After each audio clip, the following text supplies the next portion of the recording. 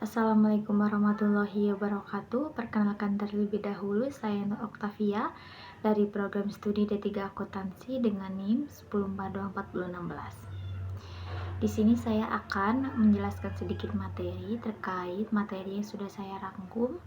Hari ini kita akan membahas secara mendalam bab 4, yaitu mengenai jurnal. Baik, kita langsung saja ke pembahasannya. Sebuah fondasi yang krusial dalam sistem akuntansi perusahaan. Yang pertama itu ada definisi dan fungsi jurnal, yang dimana ini adalah catatan akuntansi permanen yang digunakan untuk merekam transaksi keuangan untuk pertama kalinya. Oleh karena itu, ia dikenal sebagai Book of Original Entry atau buku catatan pertama. Pencatatan ke jurnal harus berdasarkan pada dokumen sumber yang valid seperti faktur penjualan, faktur pembelian, dan bukti kas masuk dan lain-lain. Yang kedua, ada jenis dan evolusi jurnal. Secara garis besar, jurnal dibagi menjadi dua, bergantung pada skala operasional perusahaan. Yang pertama itu ada jurnal umum, yaitu digunakan ketika jenis transaksi perusahaan masih sedikit. Yang kedua ada jurnal khusus, digunakan ketika usaha perusahaan bertambah besar dan jenis transaksi menjadi lebih banyak. Jika ini terjadi, jurnal umum harus dipecah. Mengapa jurnal umum harus dipecah? Nah, karena pemecahan ini dilakukan untuk mencapai efisiensi dan pengendalian yang lebih baik. Penggolongan transaksi untuk mengumpulkan dan menggolongkan transaksi yang sama frekuensi terjadinya tinggi. Efisiensi posting untuk mengurangi pekerjaan pembukuan ke buku besar dan mempermudah penggolongan transaksi yang dicatat. Selanjutnya, pembagian kerja untuk memungkinkan pengerjaan pencatatan transaksi ke dalam jurnal dilakukan oleh beberapa orang. Pengendalian intern untuk menciptakan pengendalian intern yang kuat. Yang ketiga ada prinsip dasar perancangan jurnal khusus. Ketika perusahaan memutuskan untuk menggunakan jurnal khusus, ada beberapa prinsip dasar melandasi perancangan jurnal tersebut. Jumlah jurnal memadai. Jumlah jurnal yang dirancang harus memadai untuk menampung seluruh transaksi. Penggolongan pokok. Jurnal harus digunakan untuk memisahkan transaksi ke penggolongan pokok, misalnya penerimaan kas. Yang pertama, kolom berkolerasi. Penggunaan jurnal berkolom memungkinkan posting ke buku besar hanya dilakukan cukup satu kali. Yang kedua, nama kolom tepat.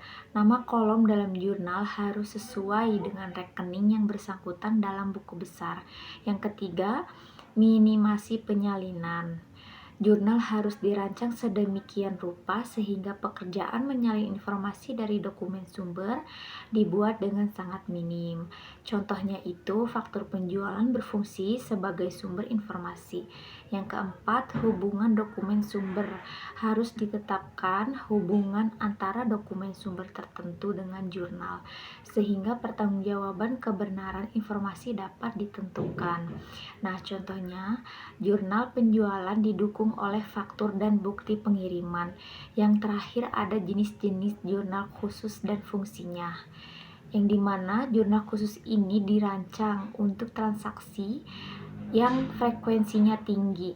Yang pertama, jurnal penjualan digunakan untuk mencatat penjualan barang dagangan dengan cara kredit. Nah, jurnal standar ini kuncinya adalah mendebitkan piutang dagang dan mengkreditkan penjualan. Yang kedua, jurnal pembelian digunakan untuk mencatat pembelian barang dagangan dengan cara kredit. Jurnal standarnya melibatkan mendebitkan persediaan dan PPN masukan dan pengkreditan utang dagang. Yang ketiga, jurnal penerimaan kas mencatat semua penerimaan kas termasuk penjualan barang dagangan dengan cara tunai. Jurnal standar kuncinya adalah mendebit kas dan potongan penjualan, serta mengkreditkan piutang, dagang, dan lain-lain kredit. Yang keempat ada pengeluaran kas, mencatat semua pengeluaran kas ini termasuk pembelian barang dagangan secara tunai dan pembayaran utang. Jurnal standarnya mendebit utang dagangan dan lain-lain debit, sementara mengkreditkan potongan pembelian dan kas. Terakhir ada jurnal umum atau memorial. Jurnal ini berfungsi sebagai penampung transaksi-transaksi yang tidak dapat ditampung dalam keempat jurnal khusus di atas. Nah, contohnya itu transaksinya meliputi pembebanan biaya depresi, alokasi biaya, pembagian dividen, penyesuaian, dan koreksi. Jurnal standarnya hanya mencatat macam-macam rekening di sisi debit dan macam-macam rekening di sisi kredit. Yang kelima ada ilustrasi pencatatan sebagai contoh. Jika perusahaan menggunakan metode perpetual dan menjual barang secara kredit, jurnal penjualannya tidak hanya mencatat piutang dan penjualan. Nah, tetapi juga mencatat harga pokok penjualan ya atau HPP dan persediaan barang dagangan. Hal ini memerlukan 4 kolom nilai, yang dimana kolomnya itu piutang dagang di debit, HPP di debit, penjualan di kredit, dan persediaan di kredit untuk mencerminkan dua jurnal standar. Demikian pula jurnal pengeluaran kas dirancang untuk mengakomodasi potongan pembelian yang hampir selalu dimanfaatkan oleh perusahaan membayar utang dagang.